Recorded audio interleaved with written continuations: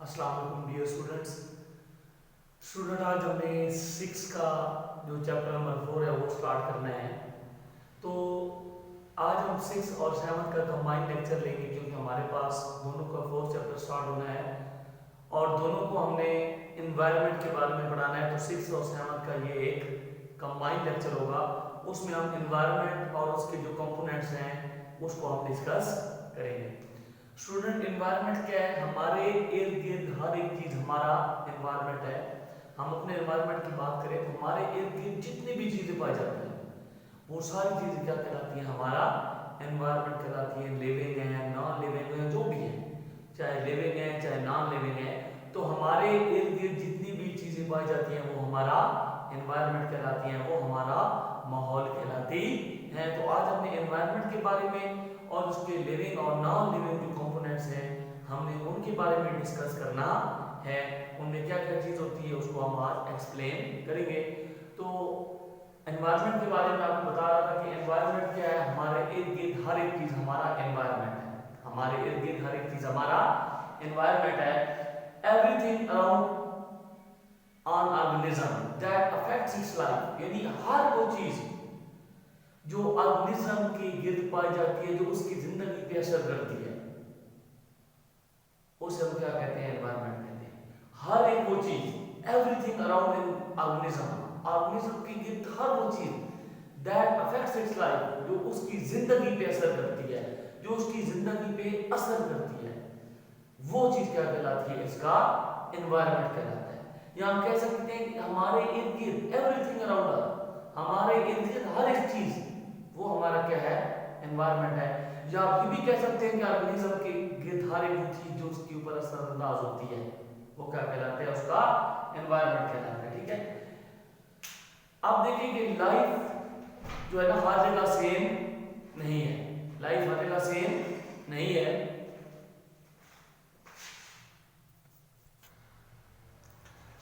तो स्टूडेंट, मैं आपको बता रहा था कि ऑर्गेनिज्म के गिर्द हर एक वो चीज जो उसकी जिंदगी पे असरअंदाज होती है वो उसका एनवायरनमेंट कहलाती है। अब स्टूडेंट, हर का जो है ना जमीन का हर एक हिस्सा एक जैसा नहीं है। डिफरेंट प्लेसेस पे डिफरेंट कंडीशन है। यहाँ कुछ कंडीशन और है, कहीं पे आप जाएंगे और तो कहीं उसकी थोड़ा जो है ना माहौल चेंज हो गया, एनवायरनमेंट बिल्कुल तब्दील हो जाएगा। तो हर जो पार्ट है वो सेम नहीं है। डिफरेंट प्लेसेस पे डिफरेंट कंडीशन है, अलग अलग जो है ना कंडीशंस हैं। ठीक है। अब क्या होता है कि इसी वजह से हम कह सकते हैं कि we find variety of plants, हम बहुत से ऐसे प्लांट देखते हैं और एनिमल देखते हैं जमीन के ऊपर। यहाँ पे जो एनिमल है आप उनको देखो कुछ और होंगे, अगर किसी और इलाके के एनिमल देखें तो वो थोड़ा काफी ज्यादा उनमें डिफरेंस होता है। तो यही वजह है कि हम बहुत ज्यादा प्लांट्स और बहुत ज्यादा एनिमल जमीन के ऊपर देखते हैं। तो स्टूडेंट, लिविंग ऑर्गेनिज्म अकेले नहीं रहते, अकेले बिल्कुल भी नहीं है। ठीक है। ऑल लिविंग थिंग जो है ना एक दूसरे के साथ उनका एक ताल्लुक है, एक दूसरे के साथ इंटरेक्ट करती हैं। और लिविंग थिंग्स के साथ इंटरेक्ट करने के बाद जो है ना इसके अलावा नॉन लिविंग थिंग्स से भी इनका एक इंटरेक्शन है, एक ताल्लुक है। तो उसको हम आज यहाँ पे डिस्कस करेंगे। मैंने आपको बताया कि एनवायरनमेंट क्या है? हर वो जो है ना चीज जो किसी भी ऑर्गेनिज्म के ऊपर अफेक्ट होती है वो उसका एनवायरनमेंट कहलाता है। हमारे इर्द गिर्द हर एक चीज हमारा क्या है? एनवायरनमेंट है। फिर मैंने आपको क्या चीज बताई है इसमें कि दुनिया का जो ना हर पार्ट एक जैसा नहीं है, डिफरेंट प्लेसेस पे डिफरेंट कंडीशंस हैं। इसी वजह से हम कहते हैं कि हमें बहुत ज्यादा प्लांट्स और एनिमल नजर आते हैं। तो लिविंग ऑर्गेनिज्म के साथ साथ यहाँ पे नॉन लिविंग थिंग्स भी पाई जाती हैं। बहरहाल अब हम जो है ना इसको इसके पार्ट्स को डिस्कस करते हैं। एनवायरनमेंट के दो कंपोनेंट्स हैं, एक है बायोटिक और एक एबायोटिक। ठीक है।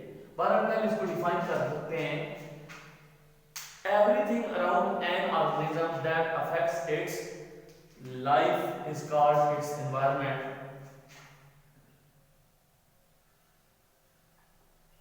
Everything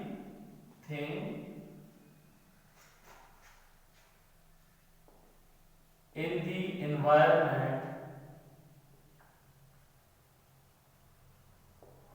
या आप कह सकते हैं everything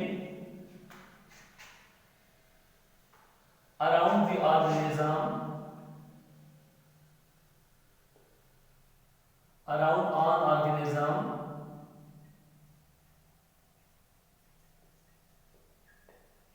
that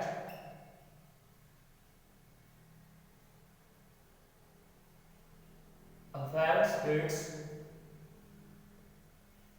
life is called its environment। हर वो चीज ऑर्गेनिज्म के अंदर जो उसकी लाइफ को ऊपर अफेक्ट करती है वो क्या कहलाती है? एनवायरनमेंट कहलाती है। फिर मैंने आपको बताया कि एनवायरनमेंट के दो कंपोनेंट्स होते हैं और वो दो कंपोनेंट कौन कौन से होते हैं? बायोटिक और एबायोटिक। अब हम इसके कंपोनेंट्स की बात करते हैं। इसके दो कंपोनेंट्स हैं, एक है बायोटिक और दूसरा है एबायोटिक। सबसे पहले हम बात करते हैं बायोटिक कंपोनेंट।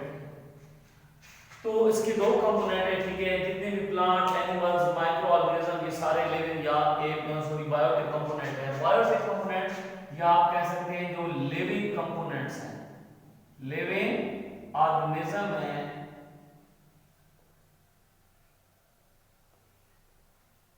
ठीक है, are called biotic components, are called biotic components.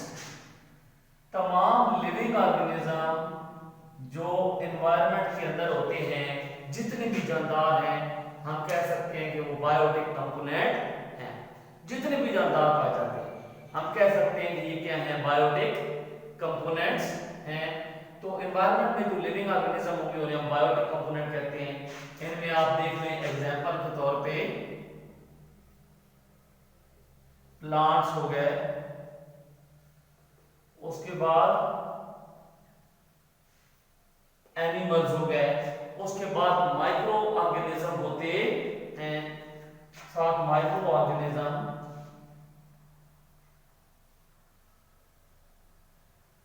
ये सारे बायोटिक कंपोनेंट हैं, यानी लिविंग ऑर्गेनिज्म है। तो एनवायरनमेंट में लिविंग जो ऑर्गेनिज्म होते हैं उन्हें हम बायोटिक कंपोनेंट कहते हैं। प्लांट, एनिमल्स, माइक्रो ऑर्गेनिज्म, ये सारे के हैं बायोटिक कंपोनेंट, ठीक है। अब हम बायोटिक कंपोनेंट को यहां पे एक्सप्लेन करते हैं। हमने प्लांट की बात की, ठीक है, हमने एनिमल्स की बात की, हमने ऑर्गेनिज्म की बात की, माइक्रो ऑर्गेनिज्म हो गया। अब हम इनको जो है ना वो आगे एक्सप्लेन करते हैं। देखिए कि बायोटिक कंपोनेंट ऑफ एनवायरनमेंट में मैंने आपको बताया प्लांट्स हैं, एनिमल्स हैं और माइक्रो ऑर्गेनिज्म हैं। ये बायोटिक या लिविंग ऑर्गेनिज्म हैं। अब इनमें क्या होता है? Most of attraction among organism involve food, यानी जो ज्यादातर ऑर्गेनिज्म में इंटरेक्शन होती है उसमें फूड इन्वॉल्व होती है, ठीक है। यानी इंटरेक्शन में जो एक फैक्टर इन्वॉल्व होता है वो फूड है। प्लांट और एनिमल जो है ना वो एक दूसरे के साथ जुड़े होते हैं। आपको पता है कि ग्रीन प्लांट जो है ना वो सिर्फ फूड बनाते हैं, तो इनका आपस में एक लिंक है। यानी एनिमल्स किसको खाते हैं? प्लांट्स को खाते हैं।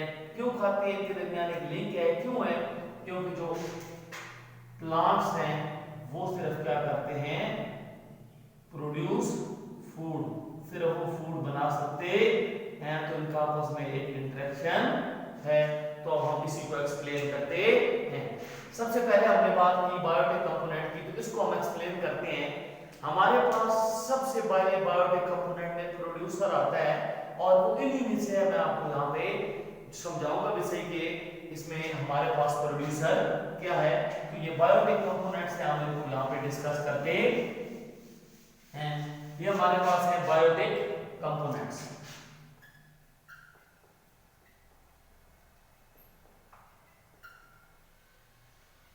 बायोटिक कंपोनेंट्स में पहली चीज मैंने आपको क्या बताई है? प्रोड्यूसर्स।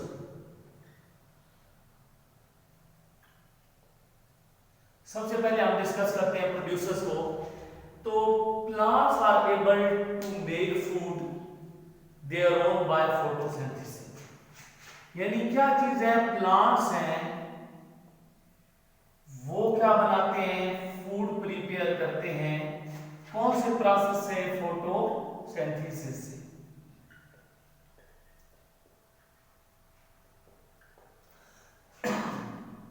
ये चीज आपने बाहर बहुत दफा पढ़ी है कि प्लांट्स क्या करते हैं, फूड प्रिपेयर करते हैं। कौन से प्रोसेस से फूड प्रिपेयर करते हैं, फोटोसिंथेसिस से। फोटोसिंथेसिस वो प्रोसेस होता है जिसमें प्लांट्स कार्बन डाइऑक्साइड, यानी फोटोसिंथेसिस में क्या चीज यूज होती है, कार्बन डाइऑक्साइड और वाटर यूज होके क्या चीज बनती है, ग्लूकोज यानी C6H12O6 और साथ ऑक्सीजन प्रोड्यूस होती है। तो प्लांट्स फूड प्रिपेयर करते हैं फोटोसिंथेसिस के जरिए। अब यहां पे देखें कि इन्हें हम फिर इस वजह से प्रोड्यूसर का नाम देते हैं क्योंकि प्लांट्स फोटोसिंथेसिस से, प्लांट फोटोसिंथेसिस के प्रोसेस में जिसमें कार्बन डाइऑक्साइड वाटर को इस्तेमाल करके वो ग्लूकोज और ऑक्सीजन बनाते हैं, यानी फूड प्रिपेयर करते हैं। और फूड प्रिपेयर करते हैं तो इस वजह से हम इन्हें प्रोड्यूसर का नाम देते हैं। ठीक है, ये ऑक्सीजन रिलीज करते हैं इन विच ऑल ऑर्गेनिज्म रिस्पायर। फिर जो है ना वो तमाम ऑर्गेनिज्म जो है ना उससे जो है ना क्या करते हैं, रिस्पायरेशन का प्रोसेस होता है। तो प्रोड्यूसर में आपने पहले क्या चीज बतानी है कि प्लांट इस काबिल होते हैं कि वो फोटोसिंथेसिस के प्रोसेस के जरिए फूड प्रिपेयर कर सकें। ये दिन के टाइम प्रोसेस होता है क्योंकि सूरज की रोशनी मौजूद होती है। तो सूरज की रोशनी की मौजूदगी में ये कार्बन डाइऑक्साइड और वाटर के साथ रिएक्ट करके ग्लूकोज और ऑक्सीजन बनाते हैं। यानी प्लांट फोटोसिंथेसिस के प्रोसेस से फूड प्रिपेयर करते हैं जिसकी वजह से इन्हें प्रोड्यूसर का नाम दिया जाता है। इसके अलावा ये ऑक्सीजन को भी रिलीज करते हैं। तो ये पहला हमारे पास बायोटिक कंपोनेंट था, यानी प्लांट्स के बारे में हमने पढ़ा। सेकंड हम बात करते हैं कंज्यूमर्स की।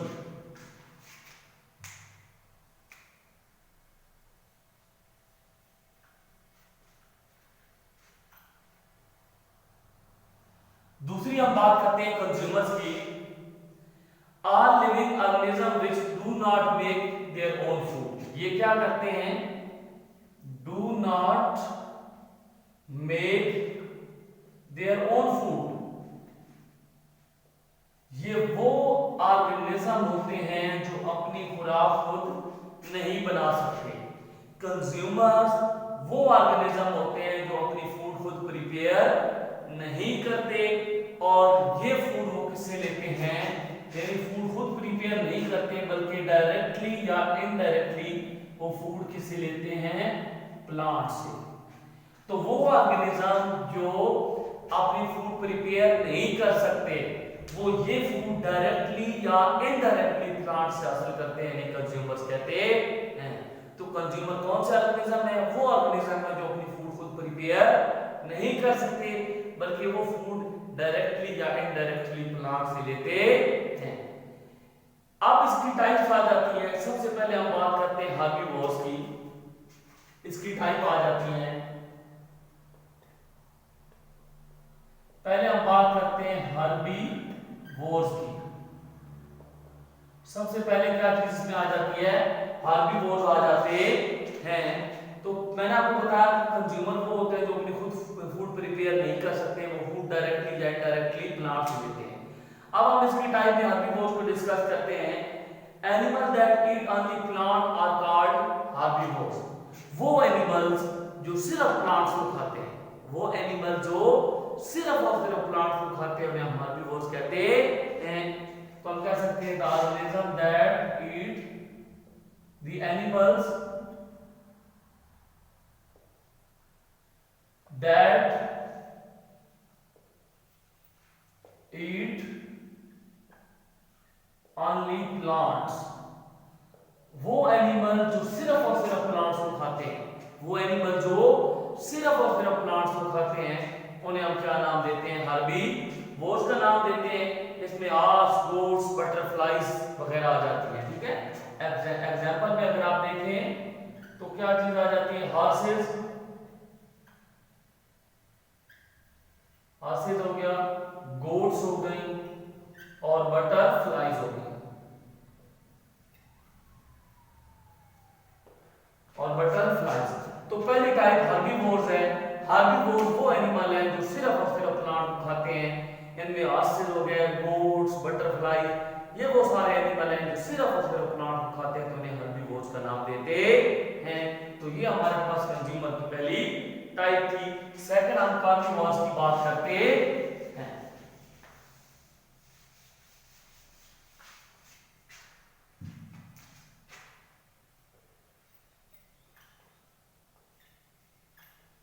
अब हम बात करते हैं कार्निवोर्स की, ठीक है। तो animal that eat flesh of herbivores और other animal are called carnivores. जो हर्बीवोर्स को या दूसरे एनिमल्स को खाते हैं। Animals that eat flesh of herbivores or other animals, वो एनिमल जो हर्बीवोर्स को या दूसरे एनिमल्स को खाते हैं उन्हें हम क्या नाम देते हैं? कार्निवोर्स का। वो एनिमल्स जो हर्बीवोर्स को या दूसरे एनिमल्स को खाते हैं उन्हें हम क्या नाम देते हैं? कार्निवोर्स का। एग्जांपल अब आप देखें कि उनमें कौन कौन से एनिमल्स हैं। इनमें एक जो है ना वो आप कह सकते हैं टाइगर, लायन, डॉग, फ्रॉग्स हो गए, ठीक है। इसमें टाइगर आ सकते हैं, लायन आ सकता है, ठीक है, डॉग्स हो गए, फ्रॉग्स हो गए। तो ये वो एनिमल्स हैं जो हार्बीवोर्स को या आप जो कह सकते हैं दूसरे एनिमल्स को खाते हैं, तो इन्हें हम क्या नाम देते हैं? कार्निवोर्स का नाम देते हैं। थर्ड इसमें क्या चीज है हम उसको डिस्कस करते हैं। थर्ड इसमें है ओमनिवोर्स। थर्ड इसमें जिसको हम डिस्कस करने लगे हैं उसे हम ओमनिवोर्स का नाम देते हैं। Animal that eat both plant and animals. आप कह सकते हैं कि animals that eat both plants and animals. वो एनिमल जो सिर्फ जानवरों और पौधों को खाते हैं, वो एनिमल जो दोनों यानी जानवरों और पौधों दोनों को खाते हैं उन्हें हम ओमनिवोर्स का नाम देते हैं। ये वो एनिमल है जो प्लांट्स को भी खाते हैं और एनिमल्स को भी खाते हैं, तो उन्हें हम ओमनिवोर्स का नाम देते हैं। इनमें जो है ना चिकन आ गया, क्रोज आ गए, बियर्स आ गए, ठीक है। इसमें चिकन आ गया, क्रोज आ गए, ठीक है, बियर आप कह सकते हैं, और ह्यूमंस और इंसान। तो ये वो एनिमल्स हैं ओमनिवोर्स जो प्लांट्स को भी खाते हैं और उन एनिमल्स को भी खाते हैं। चिकन आ गया, बियर आ गया, ह्यूमन या क्रोज, ये वो सारे जो है ना जो प्लांट्स को भी खाते हैं और एनिमल्स को भी खाते हैं। तो ये हमारे पास है ओमनिवोर्स। नेक्स्ट हमारे पास है डिकम्पोजर्स। लास्ट जो इसका था हम उसको डिस्कस करते हैं, डिकम्पोजर्स को।